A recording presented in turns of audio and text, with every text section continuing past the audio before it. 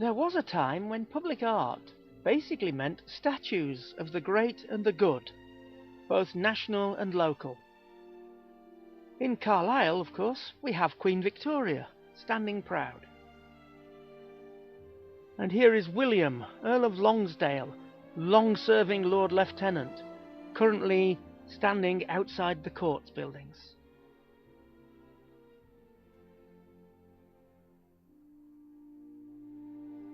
A rather ghostly-looking James Steele, mayor in the 1840s, outside Marks and Spencer on English Street.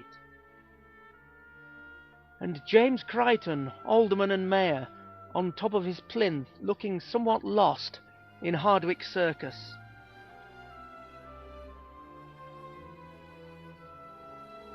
More recently, there has been more of a focus on ordinary people, such as Jimmy Dyer, fiddler extraordinaire, now commemorated in the lanes.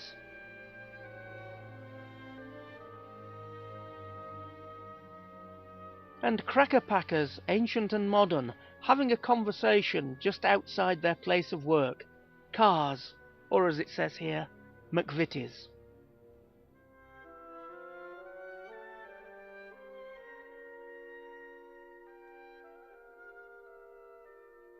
Not too far away from the cracker packers is another work of public art of a more modern type. More about this later.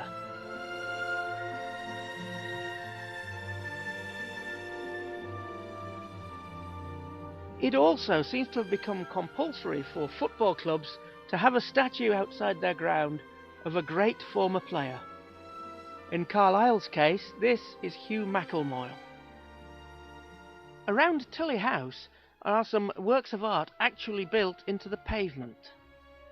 This, on Castle Street, is a depiction of Hadrian's Wall, from Bowness-on-Solway all the way across to Wall's End. Although for time constraints, this section of film ends at Vindolanda.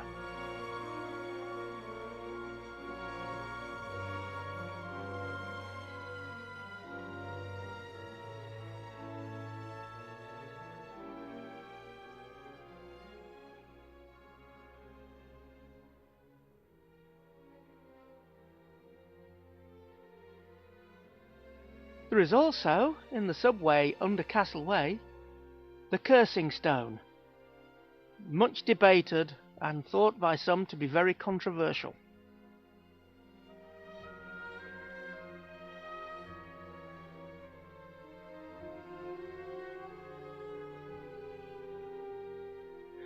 It could be said that the decorating of public subways and underpasses is public art.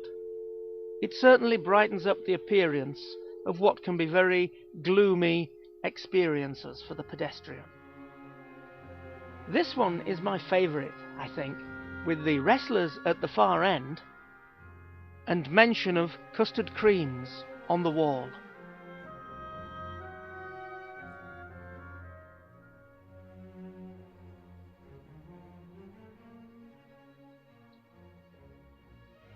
Another recent development is that of street art, not the mindless vandalism and tagging sometimes seen, but proper works of art, usually commissioned by building owners and always done with their permission.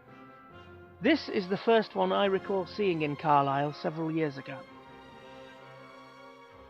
Since then, quite a few more have appeared, often on a small scale.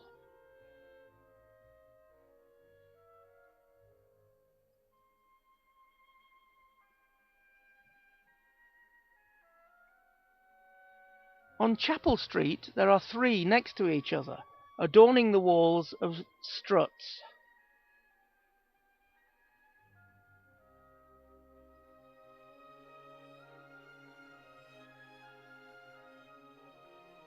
And on the end of the building is another one, which proved quite difficult to film without parked cars in the way. This bit of film was taken one evening in April this year, which is why it is rather dark.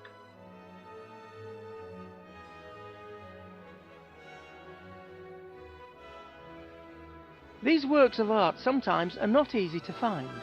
Sometimes you have to look down, look into dark corners, or look upwards by craning one's neck. This one is known as Forbidden Love. And down a short passageway off Devonshire Street, and partly hidden by Biffa Bins, is Air Force.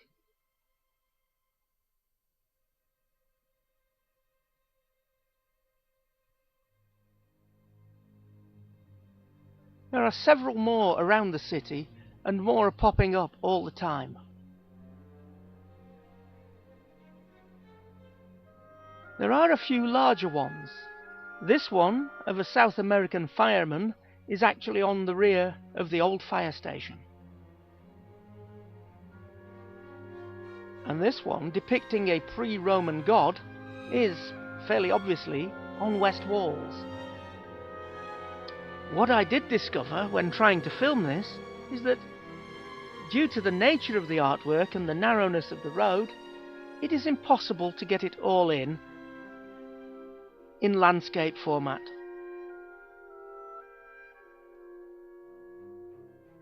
Never mind, maybe from a distance.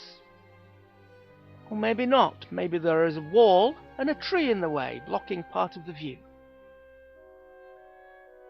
Thankfully, I have a very wide-angled lens, which enabled me to get a photograph of the entire work.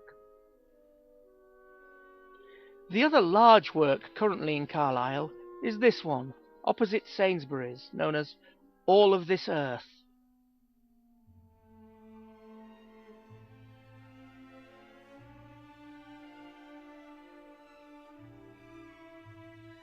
Most of these street artworks have been commissioned via an organisation called Blank Wall Assassins, who in June 2022 organised a 5-day street art festival in Bitts Park, where several street artists, both local and international, were given the opportunity to demonstrate their work. As can be seen here, much of the work is done with spray paints.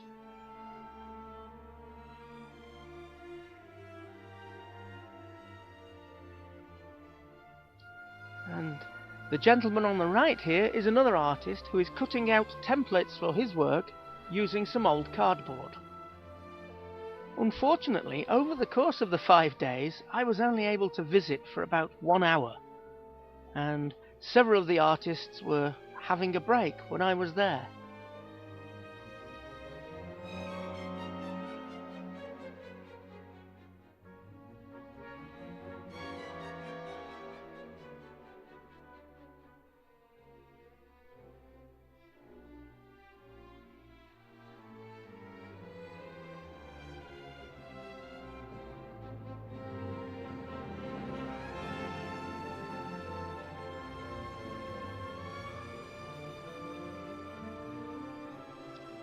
Thankfully, the works are still on display in Bitts Park, although my attempts to film them seem to have been stymied on several occasions by poor lighting conditions. So I have resorted to photographs for some of these works.